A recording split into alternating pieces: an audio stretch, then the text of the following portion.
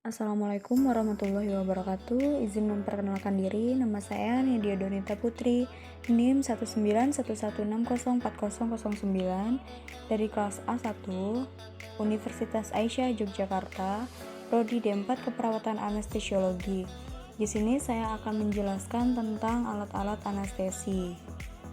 Jadi di dalam alat-alat anestesi itu ada statics.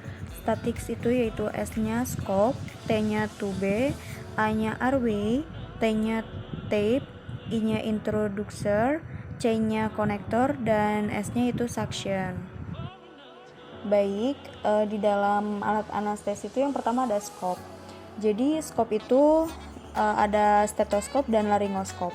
Nah, stetoskop itu adalah alat yang digunakan untuk mengetahui suara jantung dan pernapasan yang digunakan saat udah dilakukan intubasi. Lalu yang kedua itu ada laryngoskop. Laryngoskop itu adalah suatu alat yang digunakan untuk melihat secara langsung supaya dapat memasukkan pipa trakea dengan baik dan benar. Nah, untuk ukurannya itu ada blade nomor 1 yaitu untuk bayi, lalu ada blade nomor 2 yaitu untuk anak-anak, lalu blade nomor 3 yaitu untuk dewasa, dan blade nomor 4 itu untuk yang lebih besar. Baik, yang kedua itu ada tube. Nah, jadi di dalam tube itu ada ETT dan LMA. Nah, ETT itu adalah pemasangan untuk memasukkan pipa jalan nafas buatan ke dalam trakea melalui mulut yang berfungsi untuk membebaskan jalan nafas dan pemberian pernafasan mekanis. Dan untuk ukurannya, ETT itu untuk usia prematur yaitu dengan ukuran 2,0 sampai 2,5, untuk neonatus yaitu 2,5 sampai 3,5, untuk usia 0 sampai 0,5 tahun yaitu menggunakan ETT ukuran 3,0 sampai 4,0, untuk usia 0,5 sampai 1 tahun yaitu menggunakan ETT ukuran 3,0 sampai 3,5, untuk usia 1 sampai 4 tahun yaitu menggunakan ETT dengan ukuran 4,0 sampai 4,5, lalu untuk usia 4 sampai 6 tahun yaitu menggunakan ETT ukuran 4,5 sampai 5,0, untuk usia 6 sampai 8 tahun yaitu menggunakan ukuran 5,0 sampai 5,5, untuk usia 8 sampai 10 tahun yaitu menggunakan ukuran 5,5 sampai 5,0, lalu untuk usia 10 sampai 12 tahun yaitu menggunakan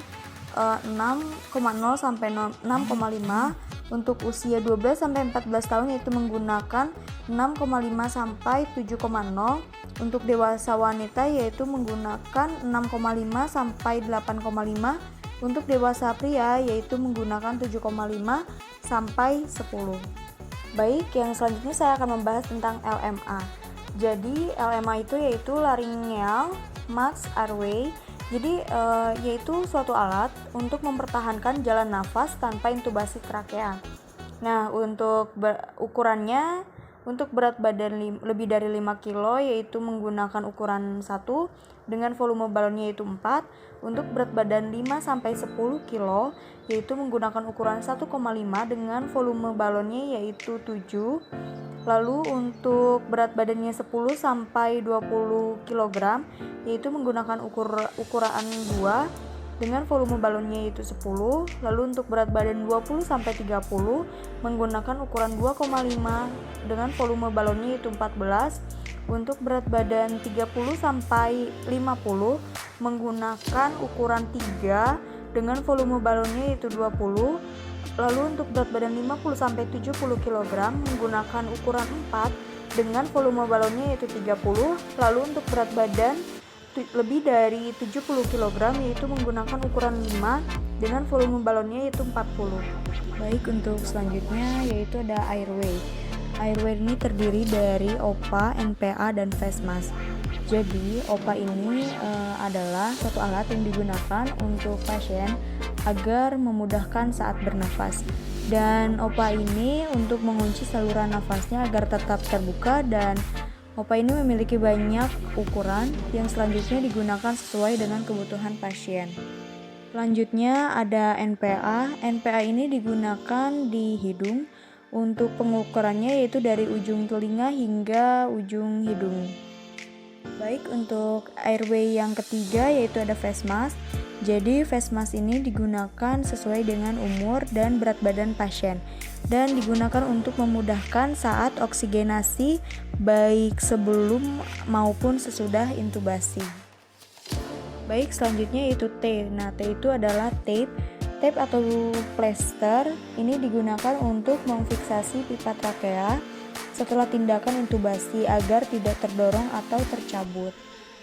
Baik, selanjutnya itu ada I. I-nya itu inducer. Nah, inducer ini yaitu stilet.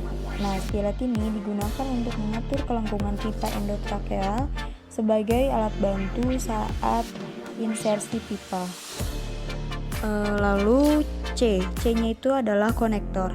Nah, konektor ini digunakan untuk menyambungkan antara mesin anestesi dengan sungkup muka serta penghubung-penghubung dengan yang lainnya.